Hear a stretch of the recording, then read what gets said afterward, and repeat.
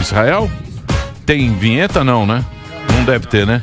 Olha só, nós temos aqui diretamente de Israel, o nome dele é Rodrigo Cardoso, tem um Instagram muito consagrado, que é o Rodrigo em Israel, e ele está em Israel para trazer as últimas informações. Então, primeiramente, boa tarde, Rodrigão, seja bem-vindo ao programa Pânico.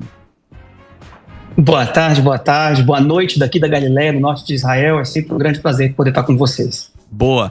Bom, para contextualizar, acho que é um momento histórico que estamos vivendo nesse momento. Quando aconteceu o atentado no dia 7 de outubro, Benjamin Netanyahu falou que ia atrás dos líderes responsáveis, os líderes terroristas do Hamas. Então a gente tem primeiro uma história do Hezbollah para fazer uma cronologia e morreu o líder do Hamas. O que você nos conta, Rodrigão? Exato, então a gente tem que começar conversando sobre o último sábado. Nesse último sábado, apesar de que desde o dia 8 de outubro de 2023, o Hezbollah tem atacado Israel, o norte de Israel, constantemente, praticamente não passou nenhum único dia sem que o norte da nação de Israel não tivesse sido bombardeada por mísseis vindos do Hezbollah. Nesse último sábado agora, eles cruzaram uma linha vermelha, foi a gota d'água, basicamente, porque eles enviaram um míssil contra um campo de futebol num sábado à tarde, onde haviam mais de 100 crianças brincando e jogando ali uma peladinha, jogando bola. E 12 crianças foram assassinadas, mais de 30 ficaram gravemente feridas, ainda tem várias crianças e adolescentes que estão em hospitais internados aqui. E esse foi o segundo dia, né, a segunda tragédia depois do dia 7 de outubro, o segundo evento que chocou a nação de Israel e eu diria nos relembrou mais uma vez, como se a gente precisasse de outra vez ser lembrado disso, mas da crueldade desse povo que quer a destruição da nação de Israel. Então nós, enquanto cidadãos, estávamos esperando que houvesse realmente uma resposta israelense. A gente sabia que isso era uma coisa que não poderia passar barato. Israel não podia deixar isso passar simplesmente em silêncio. Então, Israel realizou um ataque preciso que foi absolutamente incrível em Beirute, na capital do Líbano, eliminando através de um míssil de precisão que estourou no local específico onde estava o segundo no comando do Hezbollah, um cidadão chamado Fouad Shukr. Agora, esse cara é um terrorista consagrado, tá? Ele tem, por exemplo, o Departamento de Estado americano ofereceu $5 milhões em recompensa já há muitos anos atrás para quem pudesse dar qualquer informação a respeito do paradeiro dele. Em 83 ele foi responsável por um atentado, em 1983 foi responsável por um atentado no Líbano que matou 241 soldados americanos e deixou mais 181 feridos. É um cara absolutamente sanguinário, era o número 2 em autoridade no Hezbollah, o conselheiro mais próximo do Hassan Nasrallah, que é o líder do Hezbollah. Então, o fato dele ter sido eliminado foi com certeza recebido com um suspiro de alívio por qualquer cidadão de bem. Eu acho que aqui é um motivo de espanto, que nós tivemos uma manifestação do governo brasileiro condenando esse ataque. De novo, né, mais uma demonstração das inúmeras que nós temos tido aí nos últimos meses do governo atual do Brasil se colocando do lado errado da história. Isso é uma lástima, uma tristeza para todos nós brasileiros. Rodrigo, isso aconteceu durante a noite. Pode falar. Isso foi na terça-feira, né? Isso foi na terça-feira. Isso, então o atentado foi no sábado. Na terça-feira, o cidadão responsável pelo atentado foi eliminado. Daí, algumas horas depois disso, durante um período extremamente relevante no Irã, porque eles estavam tendo basicamente a posse do novo presidente do Irã, com vários dignatários, entre eles, de novo, representantes do governo brasileiro presentes lá, Alckmin sentado do lado do representante do grupo terrorista dos Houthis e sentado do lado do representante do Hezbollah, sentado do lado do representante do Hamas, chamado Ismail Haniyeh. Então, a história do Ismail Haniyeh. Isso, mas só pra gente colocar no tempo. Isso aí foi na segunda-feira. Foi na segunda-feira que teve. Foi na segunda-feira, né? Que teve a posse do novo presidente do Irã, não é isso? Que tá lá o Alckmin, tá todo mundo que a gente viu. Isso foi na segunda-feira. Segunda-feira. Isso. Tá. Aí eles foram todos dormir, cada um voltou para sua casa, né? Isso. Digamos assim, para os seus hotéis onde estavam hospedados. O Ismail Haniyeh estava hospedado numa espécie de hotel, mas na verdade é um centro das forças revolucionárias iranianas, uma instalação militar extremamente segura, por isso inclusive que nós não temos imagens. Vocês podem notar que a mídia não publicou nenhuma imagem do ataque, diferente de como foi no Líbano, onde foi um prédio atacado normal, mas aqui no Irã foi uma instalação altamente secreta das forças revolucionárias iranianas, onde o Ismail Haniyeh estava hospedado. Agora, ele foi supostamente, e eu preciso dizer supostamente, aparentemente, foi uma operação militar israelense. O governo de Israel não confirmou e nem negou nada.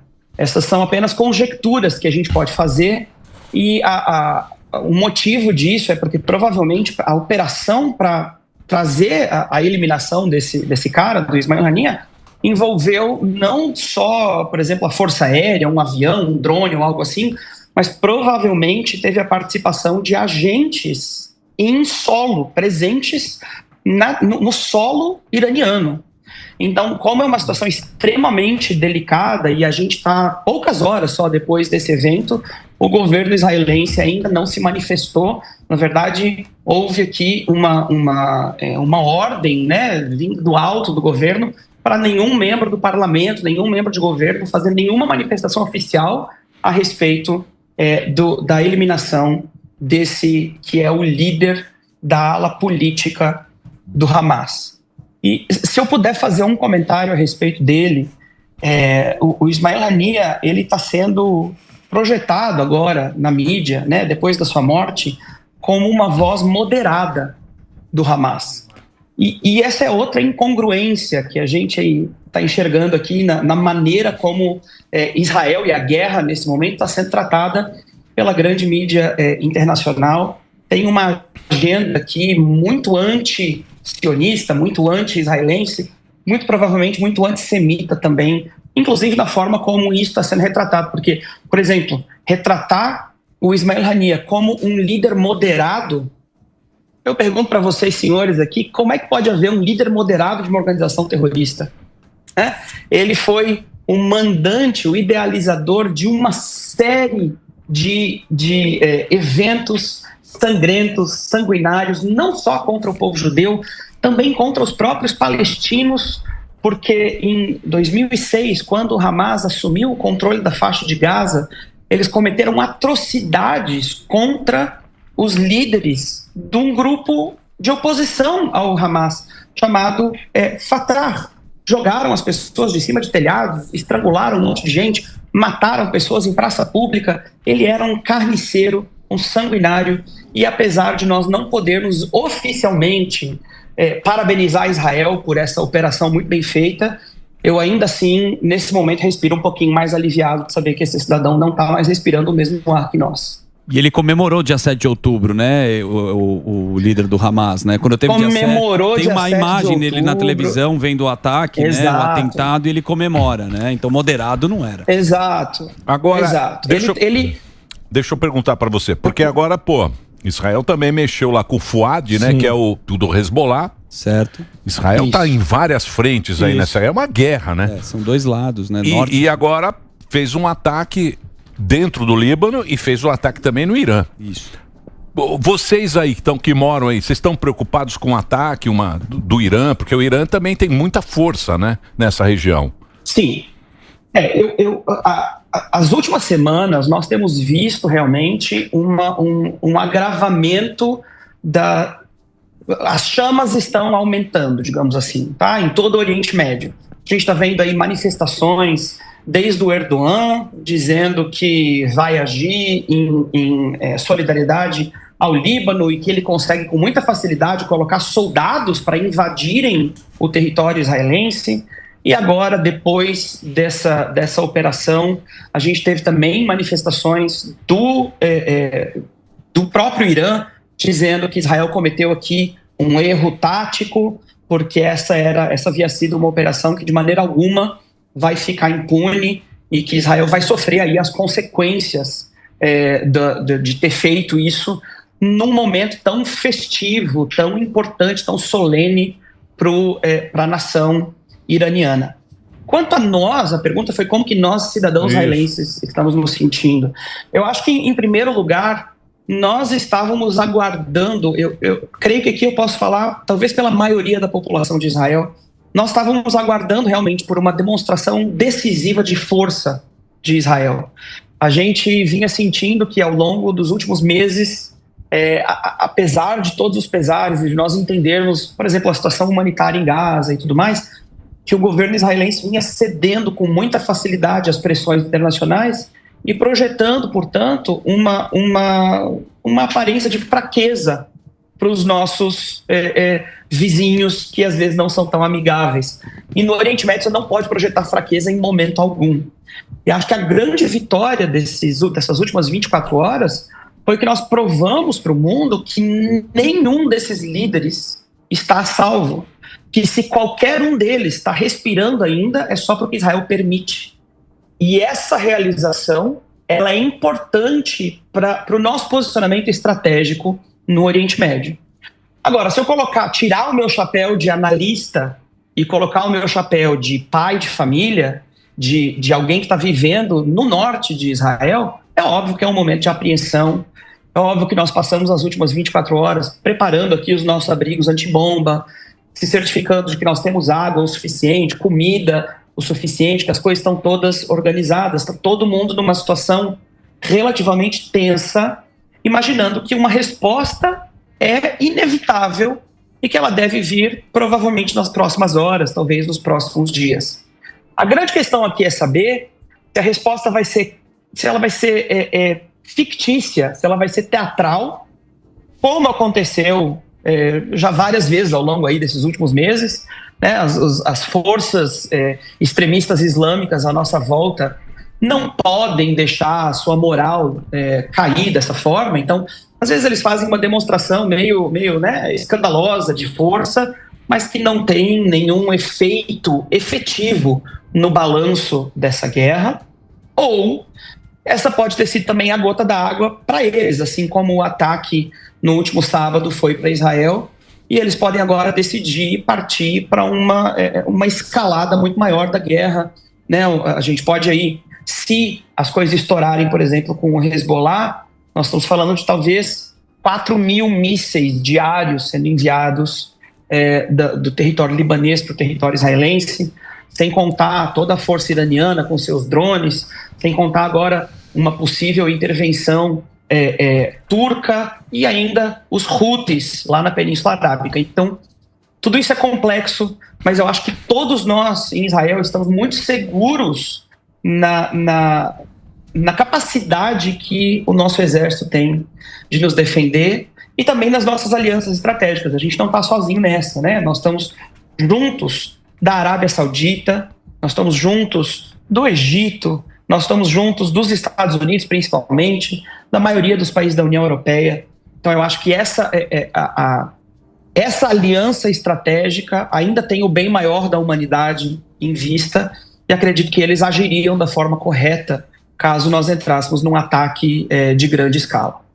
Bom, então, você explicou bem, né? Tá bem colocado aí o que aconteceu, às 2h que aconteceu esse ataque.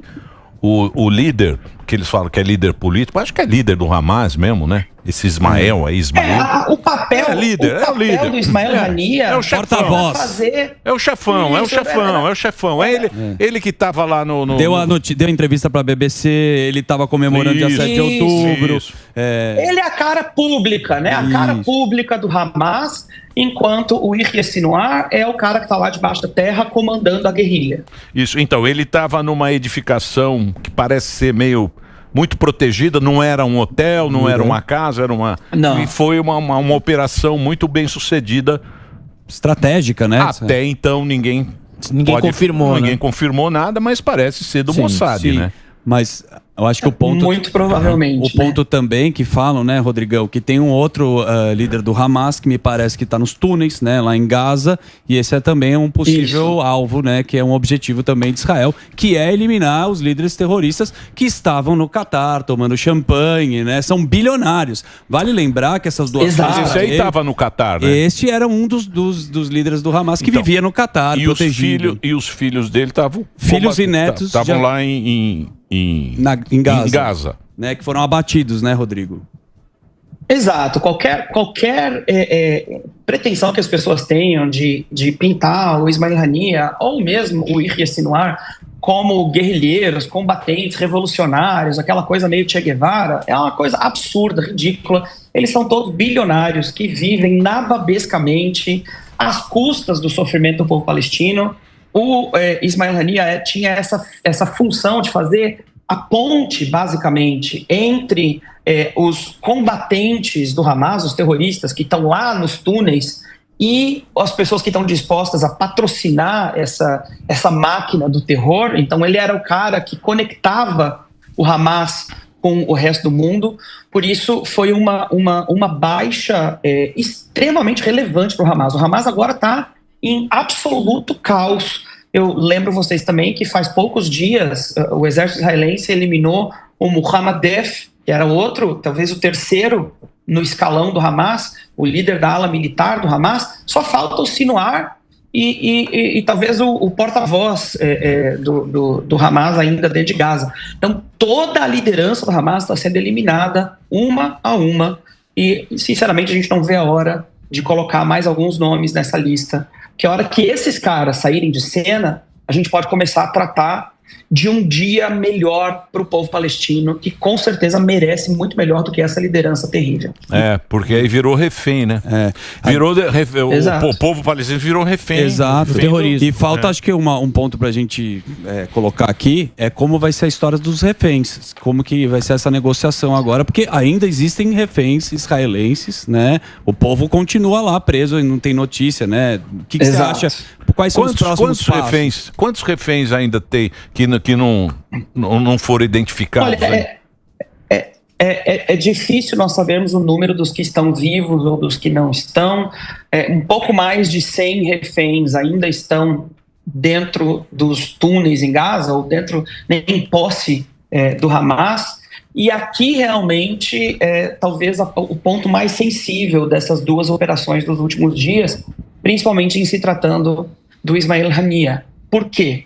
Porque toda a mediação, toda a negociação para nós chegarmos a um acordo com o Hamas que busca a liberação dos reféns estava sendo através do Ismail Haniyeh.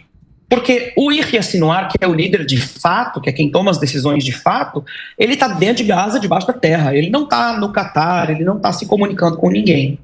Então agora nós eliminamos a pessoa que era tecnicamente o porta-voz, era quem estava lá num papel de tentar supostamente mediar uma negociação. Boa. Por outro lado, é importante entender que o Hamas só vai aceitar uma negociação efetiva se ele compreender que ele não tem saída. Enquanto o Yahya Sinwar, lá no túnel em Gaza, sentir que ele tem qualquer outra opção, ele vai continuar enrolando eternamente sem chegar em um acordo. Quanto mais a gente fecha o cerco em volta dele e ele sentir que ele vai morrer, maiores são as chances dos reféns serem liberados. Mas não resta dúvida, todos nós sabíamos que talvez fôssemos chegar em um momento onde o governo de Israel precisasse tomar uma decisão estratégica, ou dar um passo de eliminar alguém estratégico importante, mas talvez prejudicar o processo de negociação, ou deixar a pessoa viva e tentar continuar levando a negociação para frente aos trancos e barrancos.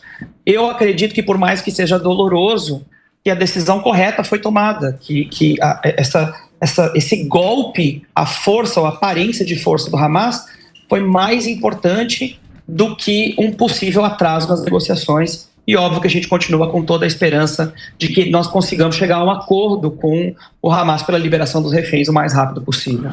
Rodrigo, obrigado aí pelas informações, Alão. Rodrigo, que hora é agora? Agora Agora são 7h40, mais ou menos. 7h37. Obrigado pelas informações, obrigado pelo papo. É o Rodrigo em Israel, para você seguir aí no Instagram. Isso aí. O Rodrigo é um brasileiro. Bastante. Oi, pode falar.